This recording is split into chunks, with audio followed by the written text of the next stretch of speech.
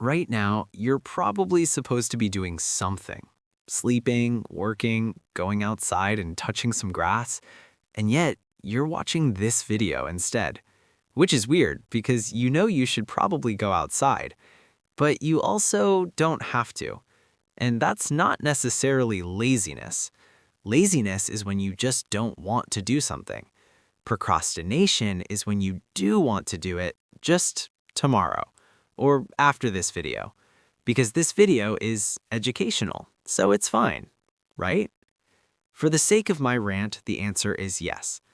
Anyway, procrastination is basically a fight between two parts of your brain, the prefrontal cortex and the limbic system. One is rational, the other is, oh my gosh, Mr. Beast just uploaded. The limbic system is ancient. It's been around as long as animals have. The thinking part of your brain is much newer and much weaker. So you can know that studying is the smart choice. You can know there's basically no downside, but your emotional brain sees the couch and bodies hit the couch. Why? Because your emotional brain isn't built to deal with long-term threats. When you see an assignment due in a week, your rational brain says, cool, an hour a day, easy. Your emotional brain says, if I fail this, I fail the class, then school, then life, then I starve, which is, generally speaking, bad. So it treats the work like an immediate danger and tells you to avoid it. Your rational brain tries to step in and say, hey, everything's fine actually, but it's like bringing a calculator to a boxing match. And eventually, your rational brain joins the dark side and starts justifying procrastination. But anxiety isn't the only reason. The work might feel overwhelming, or boring, or hard. Or maybe you're scared that if you actually try your best and still fail, you won't have procrastination to blame. And that's terrifying. But honestly, most of the time, it's just less interesting than Minecraft parkour Reddit stories. Either way, procrastination is a mood repair strategy. You're not avoiding work, you're avoiding feeling bad. The problem is your brain is terrible at predicting how it will feel in the future. When you delay a task, it assumes that future you will feel more motivated than present you.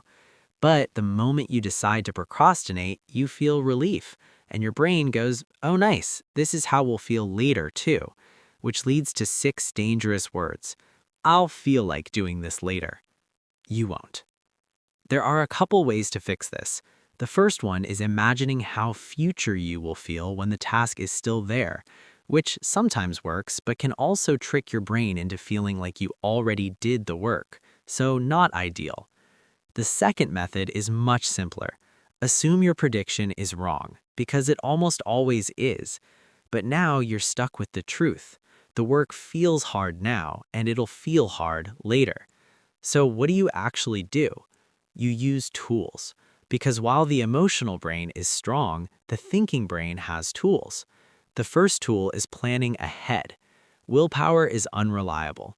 There are studies where people who resist eating cookies give up faster on hard tasks than people who were allowed to eat them.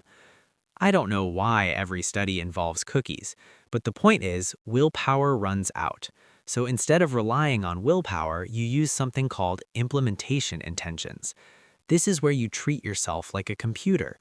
You pre-decide what happens when procrastination shows up.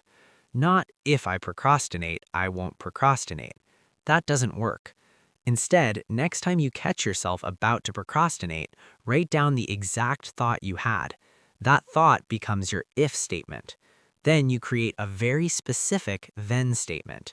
Not start working, but if I think this is boring and want to watch YouTube, then I open my homework, grab a pen, and do the first question.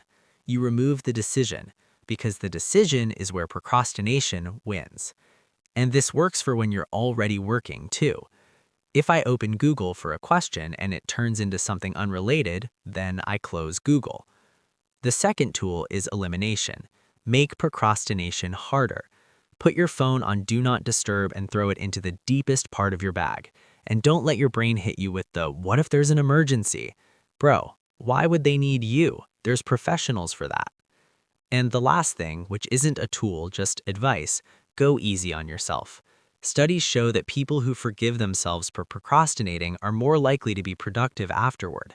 So don't beat yourself up. You're fighting millions of years of evolution here. And remember, if this helped, or if you're still procrastinating by watching this, you might as well subscribe.